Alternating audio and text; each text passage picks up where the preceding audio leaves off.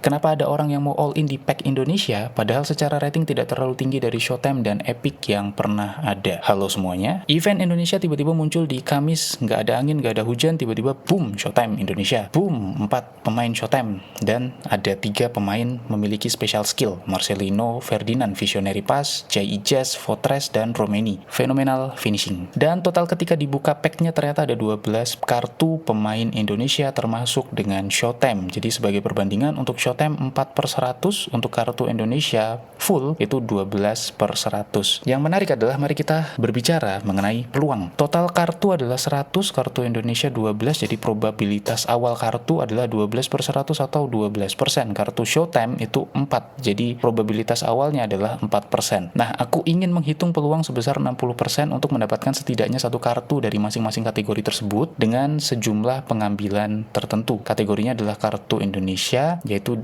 sejumlah 12, dan kartu Showtime yang sejumlah 4. Setelah aku hitung ya, bersama dengan Grok, sebetulnya Groknya yang menghitung, bukan aku yang menghitung. Setelah dihitung, untuk peluang 60% mendapatkan minimal satu kali kartu Indonesia adalah dengan minimal 9 kali gacha. Sedangkan untuk minimal satu kali mendapatkan Showtime itu dengan minimal 23 kali gacha. Kartu Indonesia minimal 9 kali gacha, 900 koin atau sekitar 100 ribu rupiah. Kalau Showtime minimal 23 kali gacha atau 2.300 koin atau minimal 250 ribu rupiah. Itu teorinya, dan apakah betul seperti itu? Berikut adalah rekap usahaku mendapatkan semua dari mereka. Total gacha 95 dalam, by the way. Untuk pemain Indonesia dalam gacha 900 koin, beberapa kali aku dapatkan pemain Indo. Jadi aku lupa mencatat, seingat aku selama gacha 900 koin aku selalu mendapatkan minimal satu pemain Indo di situ. Sedangkan untuk Showtime sebagai berikut. 1 kali gacha dapat oleh Romeni, 25 kali gacha dapat Marcelino Ferdinand, 65 kali gacha dapat Rizky Ridho, dan 95 kali gacha dapat Jai Ijaz. Agak beruntung ya, 1 kali gacha dapat oleh Romeni, tapi kan pingin semua begitu, jadi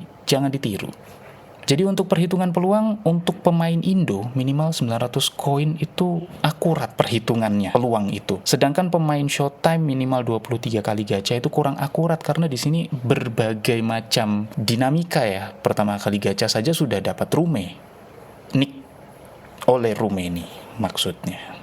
Namun kalau dilihat secara keseluruhan ini akurat dengan rincian 95 bagi 4 sama dengan setiap 23,5 kali gacha selalu mendapatkan Showtime. Jadi perhitungannya sebetulnya akurat teman-teman. Per 23 kali gacha mendapatkan satu Showtime, dan ini menarik ya, nanti kita akan bahas satu-satu. Tapi disclaimer terlebih dahulu, ini berlaku di aku, mungkin tidak berlaku untuk akun lain. Bila bisa lebih hemat itu lebih baik. Lanjut, kartu-kartu Indonesia di event ini apakah worth it? Mari kita bandingkan dengan kartu Indo lainnya. Yang pertama kita mulai dengan Big Four Showtime, Jai Ijaz. Kemampuan defense-nya naik gila-gilaan ya, hampir 6-10 poin, di speed jam juga naik, dan sedikit peningkatan di heading dan stamina. Punya kemampuan Fortress, gila juga ini. Dulu dia build up, mainnya kalem gitu ya. Ini kenapa di Showtime jadi destroyer ini? Mana tingginya naik 6 cm tiba-tiba. Kemudian Marcelino, kemampuan dribble dan umpannya naik tinggi, sedangkan lengkung, kekuatan tendangan, dan stamina ada sedikit peningkatan. Untuk Rizky Ridho, kartu-kartu sebelumnya sebetulnya sudah cukup bagus, tapi untuk Showtime ini kemampuan defense-nya naik pesat, umpan, heading, kontak fisik juga naik ya. Ya bayangin aja, rata-rata kartunya 94 tiba-tiba jadi 101, itu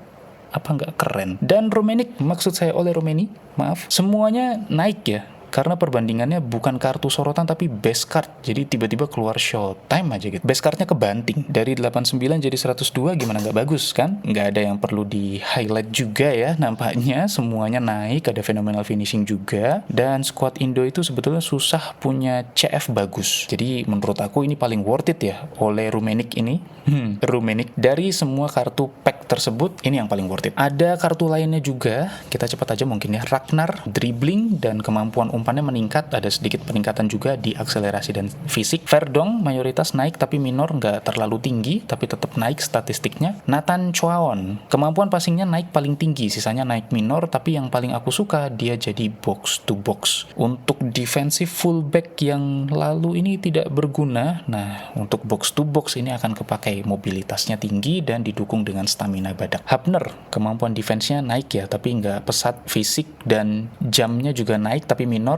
Yang aku sayangkan kenapa dia nggak destroyer malah extra frontman, mungkin lain waktu ya Ini mas-mas 21 tahun masih muda, kamu nanti tunggu dulu sebentar. Untuk yang lain, Kevin Dix, ini cukup menarik ya, kenapa dia dijadiin extra forward di CB. Mungkin karena menyesuaikan dunia nyata, Indo pakai 3 CB, karena RB-nya juga dikasih ke Sandy Walsh, tapi justru kita butuh Dix di RB. Jadi ini kurang menarik buat aku. James, statistiknya nggak istimewa, cuma didukung kecepatan yang bagus saja, karena memang mungkin belum terekspos ya, dia belum turun ke timnas Indonesia. Hilgers, mungkin karena belum perform, jadi statistik defense-nya juga belum maksimal, di kisaran 94, rata-rata kalah jauh sama 2 short time kita, Ijes dan Rido. Palu Pesi, ini dia. Ini dia pemain yang saya incar begitu. Di eFootball itu nggak ada, teman-teman. Mau dicari di mana juga nggak ada ini orang Palu Pesi ini. Destroyer agresinya gila, tacklingnya oke, staminanya badak, kan mantap sekali begitu. Dengan adanya Palu Pesi ya, DMF yang awalnya HY, ini kita bisa geser HY jadi playmaker, jadi Palu Pesi bisa jadi stopper. Tapi kalau dia tipinya jangkar ya, akan lebih bahagia mungkin diriku. Tapi untuk saat ini Palu Pesi sudah cukup menyenangkan buat aku. Ini target utama aku sebetulnya, short time mah tutup mata sebetulnya. Dari penjelasan kartu-kartu tersebut, overall ini pack yang segar dan pack terkuat untuk timnas Indonesia saat ini. Peningkatan yang nggak masuk akal dari 4 short time kita, dan kalau kalian dapat dengan harga yang hemat, terutama dapat 4 short time plus 8 kartu sorotan dan plus hanya di pack 100 pemain saja gitu. Rungkat pun nggak semahal 150 mungkin, dan maka ini sangat layak untuk all in. Rekomendasi aku 4 short time plus Nathan, Hapner, Palu Pesi, sisanya bonus kalau misalkan dapat. Nah, alasan all in, aku dapat pesan dari komen seseorang bahwa beliau tidak tertarik dengan pemain selain yang dia suka, mau itu Rumenik pun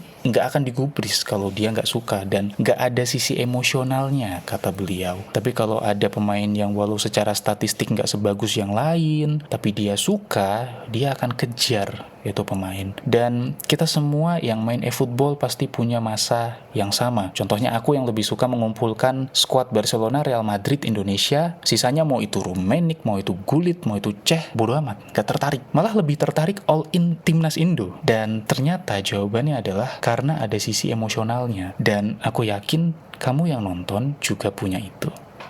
Terima kasih semuanya.